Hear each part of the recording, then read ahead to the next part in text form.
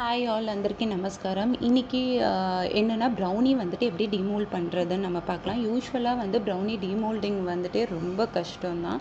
ஏன்னா 5 இன்ச் டின், 6 இன்ச் டின், 7 இன்ச்சு இந்த மூணுமே நம்ம ஈஸியாக டிமோல்ட் பண்ணிடலாம். அந்த பட்டர் பேப்பர் எக்ஸ்ட்ராவாக வச்சுட்டு அந்த 2 சைடும் வச்சு நம்ம புல் பண்ணோன்னாலுமே உங்களுக்கு ப்ரௌனி டிமோல்ட் ஆகிடும். இன்கேஸ் நீங்கள் இப்போ 1 கேஜிக்கு மேலே ப்ரௌனி வந்து நீங்கள் பேக் பண்ணணும், 2 கேஜஸ் பண்ணணுன்னா அதை டிமோல்ட் பண்ணும்போது கண்டிப்பாக அது பிரேக் ஆகிறதுக்கு சான்சஸ் இருக்குது. உங்களுக்கு மேலே க்ரிங்கிள் டாப் வந்துட்டு போகிறதுக்கும் உங்களுக்கு சான்சஸ் இருக்குது.